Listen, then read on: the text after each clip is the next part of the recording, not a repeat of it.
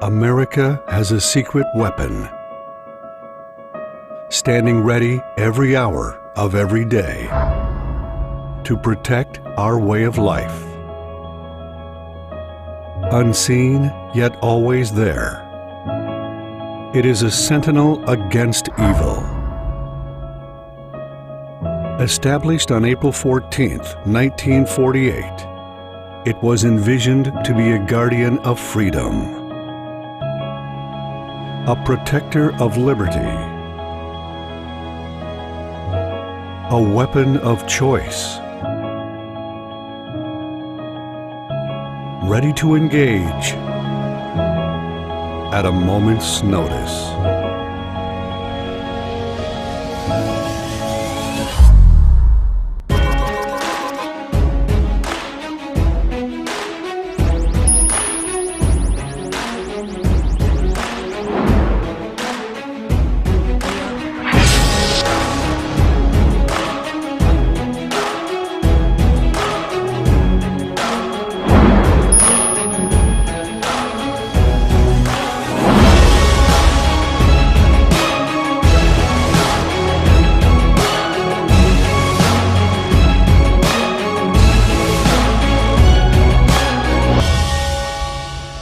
Today, the Air Force Reserve is part of the world's premier air power, critically contributing to the Air Force's fight in air, space, and cyberspace, protecting America anytime and everywhere.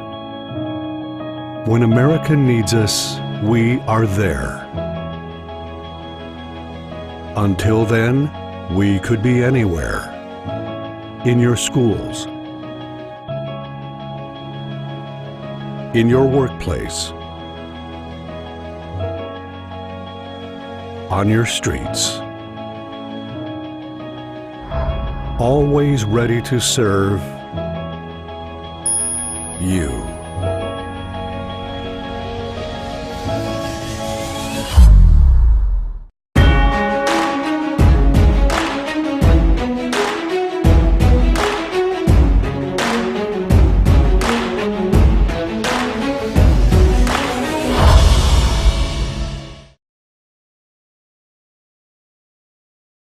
All right.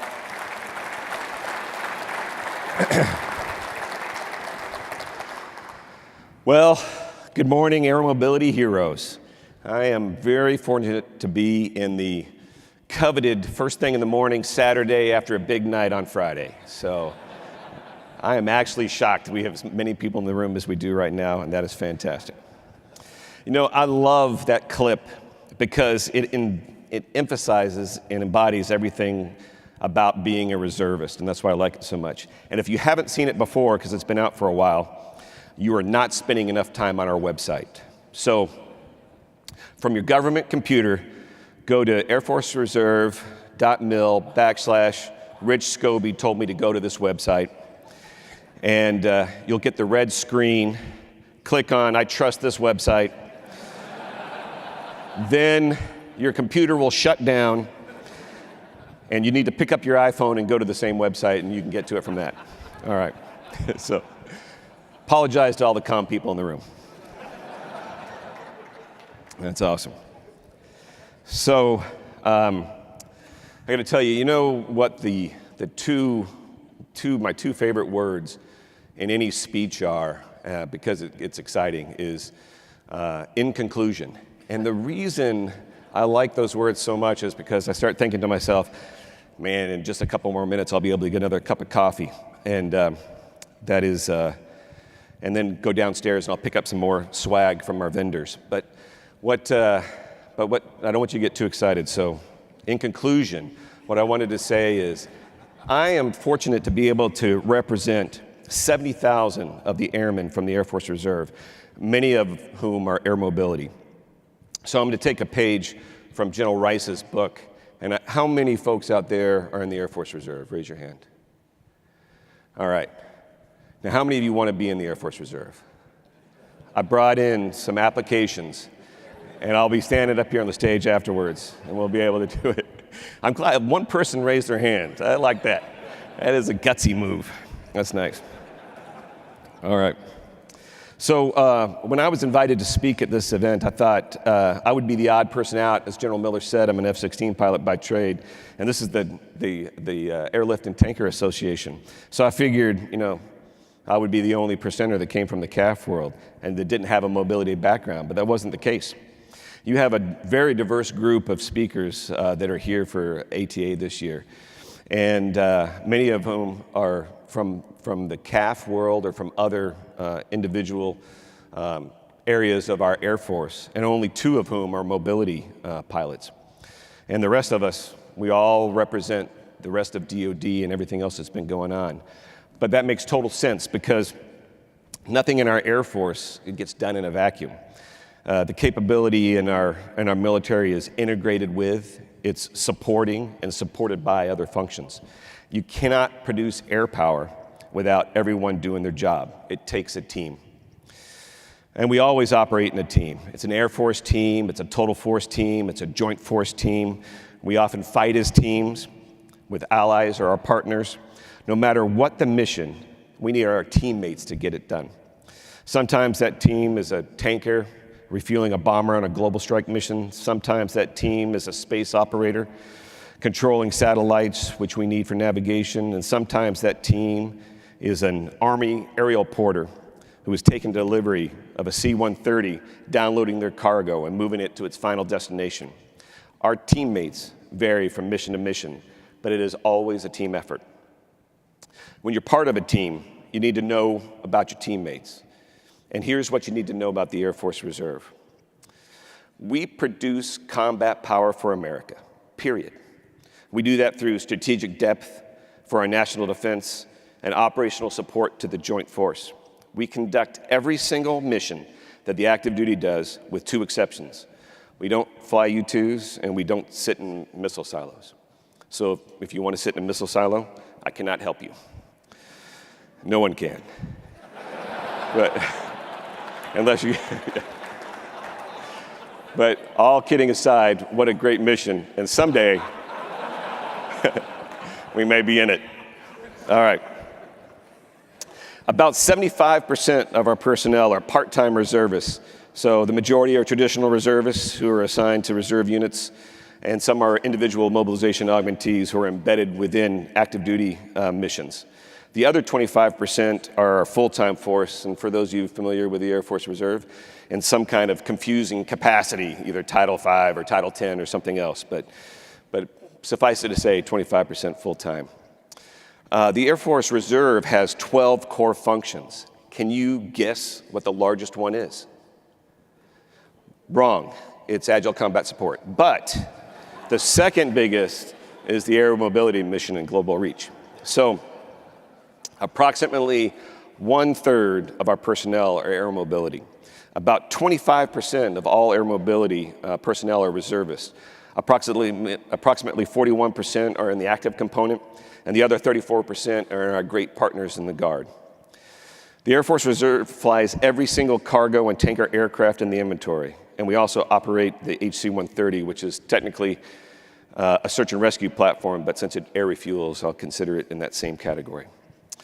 And if you're paying attention to the slides on the screen behind me, there's a KC-46 in that lower right-hand corner, and you're probably thinking, this dumb fighter pilot, he's confused about what's going on.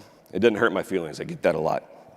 But there is no way that a reservist could be flying the KC-46 now, but that is not the case. We've been in the KC-46 since the very start. The KC-46 is a perfect example of what the Air Force contributes to our total force team. That aircraft is based on the Boeing 767, which the airlines have been flying for years. And you know who flies for the airlines? It's the Guard and the Reserve, your ARC. And those maintainers that are maintaining it, they also work for the airlines that are in the Guard and Reserve. So these air mobility heroes have been at the forefront of what's been going on with the KC-46. Along with their civilian and military expertise, we're trying to make the KC-46 better from the start. They helped the FAA with certification. They assisted with the development of aircrew training and maintenance programs in the airplane, and they provided input to a bunch of working groups, improving things like cockpit design and avionics, everything. Then we flew it during testing.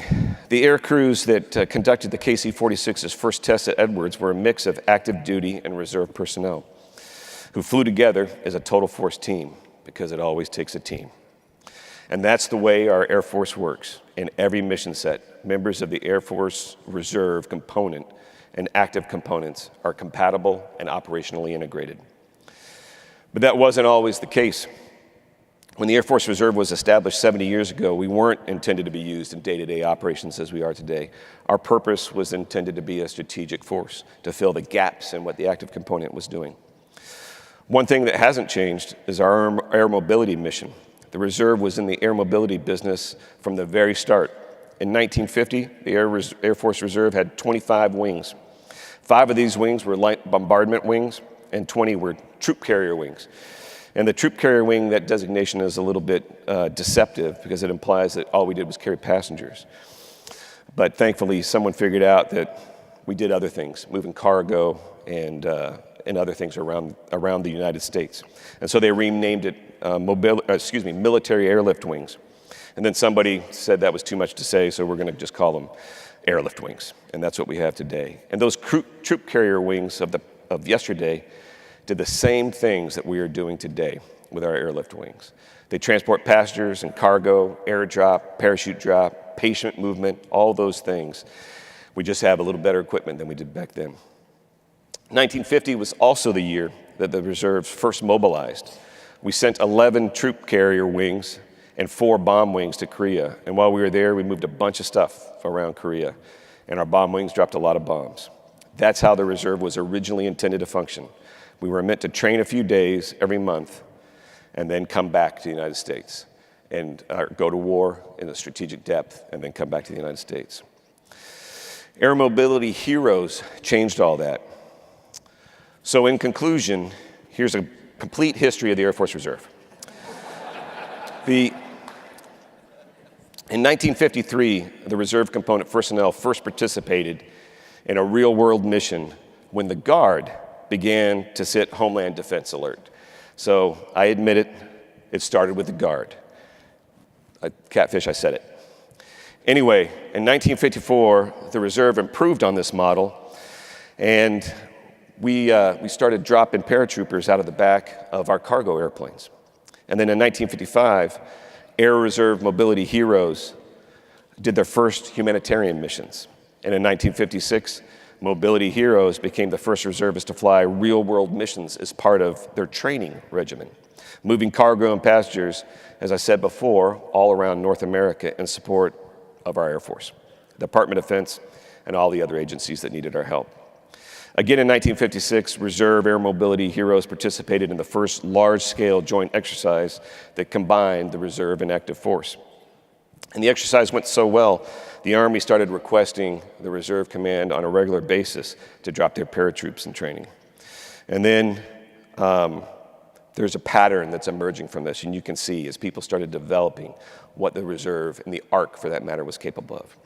In 1963, Lieutenant General Joe Kelly, an active component air mobility hero, decided that since the Reserve had been flying around the United States so successfully without screwing it up, we should try to give them something a little bit harder to handle. And we started flying international flights and moving things across the globe instead of just across North America. And not only that, but also in Southeast Asia in support of what was going on in Vietnam. The reservists who flew all these missions were not mobilized. They did this in a training status or as volunteers. So this use of the reserve component helped everyone. Reserve air crews were not only able to maintain their currency and proficiency, they got operational experience as they were doing it. The Air Force was able to meet airlift requirements without overextending what the active component was doing. Reserve airlift was a cost-effective alternative to increasing the size of the active mobility force. and flying our operational missions wherever was needed at a reduced training expense as well. And that is what we do. We are a cost-effective force. And that brings us to 1968. 1968 was a significant year for the Air Force and for the mobility world. The Tanker Airlift Association, it was started in that year, so happy 50th anniversary to them. And thank you for everything you've done, especially General McNabb. This has been a great event, and this is my first one I've ever had the opportunity to come to because General Miller wouldn't let me come before. But now I've been inducted into the mobility family. So that's great. That is also the 50th anniversary of the C-5. I know we have a lot of C-5 operators in the audience today, and it's an airframe that I know is dear to many of your hearts. And it's also dear to me. When I was a small kid, I was climbing around on C-5s because my father flew them back in 1970, before most of you in this room were born, which makes me sad. So the C-5 first flew in June of 1968 and entered operational service in June of 1970. The very next month, July of 1970, the first C-5 broke down in Hawaii, starting a proud tradition.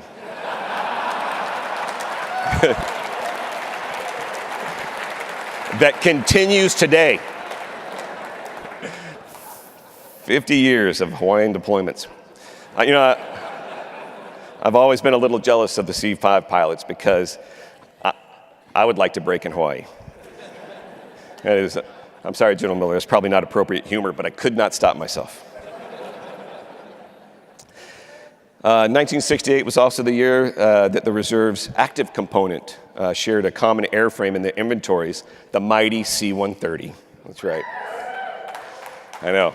I was forced to give a shout out to the 130. And that's awesome. What a great platform. Also the same year, the total force entered our lexicon as a word that we would use from then till today. The concept was proposed of total force by General McConnell, the Air Force Chief of Staff. It was based on the findings of a RAND study, another fine Air Force tradition, on roles, missions, and force structure. Yeah. And I wasn't quite sure if I was going to get that joke. That was awesome. Yeah. The study concluded that the Air Force component was part of an operational force, and McConnell proposed that we should use it as such, and that's great. So it took a RAND study for the Pentagon staff to realize the total force concept was nothing but extraordinary, and we had already been doing it. So once again, the Pentagon's behind what the operational Air Force is doing. And you've been operating this way ever since then. So I'll tell you, General McConnell, another air mobility hero, but we were innovating in the air mobility heroic world far before innovating was a cool thing to do, which is awesome. So we further integrated the reserves into what was going on, day-to-day operations, and that was perhaps the most significant thing in history as we moved on from that, and this was our total force integration of what we were talking about in associations. And so even a month before General McConnell put out his mandate about how we were going to use the total force, Air Force Reserve stood up an association, the 944th. Associations are the bread and butter for the things that we do. Their partner was the 63rd Military Airlift Wing, operated C-141s at Norton Air Force Base. Anybody old enough to remember Norton Air Force Base? Yeah, just this corner right here. Awesome. So now I feel a little better about myself. The driving force behind this association was a guy named General Estes. He was an active component air mobility hero, and back in the 1960s, the Air Force Reserve at the time was flying old equipment. Matter of fact, it was still prop-driven things while the active component was flying the C-141. And General Estes realized this model wasn't sustainable, and that's a lesson that we never want to have to relearn. He proposed that we should pair the reserve units with their active counterparts. And the active counterparts or the reserve could own the iron, and then we would fly each other's airplanes. And that allowed the Air Force to get rid of our older airplanes, and it enabled the reservists to fly the same brand new airplanes as the active duty. And now we call that concurrent fielding, and that's how we present forces as we stand up airplanes, like the KC-46. So the 944 stood up on January 15th of 1968, and it held its first drill weekend in March. a week later, and then reservists almost immediately were flying operational missions. Now, it may be premature in this, but after 50 years, I think we can say the association concept has been pretty successful. That's awesome. The Norton Association worked largely because the active component in the reserve, we had great leadership at the time. General Gilbert Curtis and Colonel Richard McFarland worked together as a team, providing the availability and the viability of the airframes that we needed in order to do it. Within 6 years of the 944th's activation, there were 18 associate units in the ARC. Today, we have 100. And the units range in size from detachments to wings, and they conduct a variety of missions, including intelligence, cyber, space, civil engineering, training and support, everything that we do. Every major airframe that we are in has at least one associate unit. Currently, 70% of those associate units are in the Air Force Reserve. The other 30% are between the Guard and the active component. But it's the same construct. So, in about 20% of our associations, the Air Force Reserve owns the irons, and we call those active associations because the active component is embedded with us. Norton is gone today, but the 63rd Military Airlift Wing has also been deactivated, and the 944th is now a fighter wing, which I was fortunate enough to command at one point out at Luke Air Force Base. These generals that I talked about that started this up, they're gone, but that legacy lives on, and you guys are enabling that to be effective every day. So I told you how a total force team prepared the KC-46 for service. The reservists who participated in the flight test were members of an associate unit as well. The first reservist to fly the KC-46 in operational service will also be an associate unit. The first KC-46s will go to McConnell Air Force Base, home to the 22nd Air Refueling Wing, and their associate unit, the 931st Air Refueling Wing, which is their reserve associate. Do we have any of those members here today? Great. Not many, because you should get back to work, because we've got to bring the KC-46 online. So that's going to be a great platform when we get to that. So we owe all this capability to Air Force mobility heroes of the 1950s and 60s. Because of them, our total force team works today. Active component, reserve, and Guard personnel are both integrated and compatible, and that's what's important. And this is the future. As our military operations become more complex, we'll see more and more of this integration, both within the Air Force and across the Joint Force. The number of associate units will continue to grow, and we'll hopefully see changes in our personnel programs so that airmen can transfer between these active components, the reserve and the Guard, with ease and seamlessly.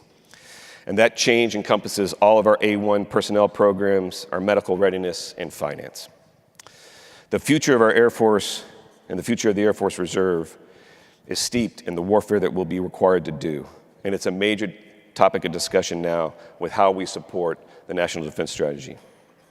Our operating environment is rapidly changing. We face new challenges that will test us in multiple domains. We must be ready for the future fight. The Air Force Reserve must ensure that we have the strategic depth required for the high-end fight while maintaining our operational support to the Joint Force on a day-to-day basis. The Reserve must also reform our organization. It is essential that we modernize and optimize our internal operations and our force structure so that we can remain effective total force teammates. The Air Force must be prepared to win future conflicts while retaining the capability required to defend our nation. We must develop exceptional leaders. We've got to revitalize our squadron. And above all, we've got to take care of our airmen. And I can promise you this, support to our airmen is a priority for my command. We have built our success on the hard work of our airmen. And excellence in all we do includes support to our airmen and their families. And that's what we're going to do. So you guys all have a critical role in ensuring our readiness. You are heroes that will be called upon for the future fight, and you'll be there. You're going to be the heroes that lead our airmen. And most importantly, you are the heroes that will build the Air Force of tomorrow. Your heritage is one of innovation and teamwork. Stay faithful to that heritage and make the Air Force of the future amazing.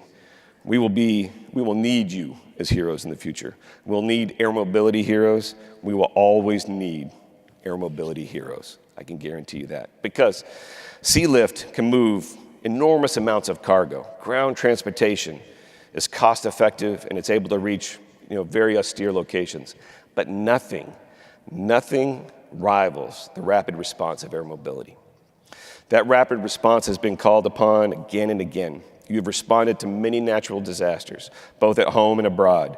You've evacuated thousands of people in harm's way, moved countless patients that are in need of critical care, and brought humanitarian aid to all corners of the globe. You guys are all heroes. And you're a total force. The Reserve and the Guard, we fly alongside our active duty counterparts every day. And when crisis occurs, we provide the capability to surge as well. The Air Force can provide massive airlift with an incredibly rapid response because we are a total force. 70 years ago, an Allied air mobility team flew over 2 million tons of supplies to West Berlin, which was cut off by the Soviets, and we learned about that yesterday.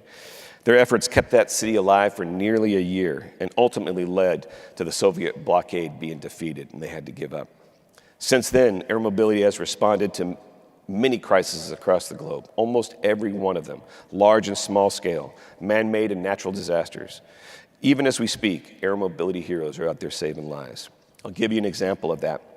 Our seasonal Arctic support mission, which is Operation Deep Freeze, is flown by total force crews from McChord, operating the C-17. Anybody from McChord out there?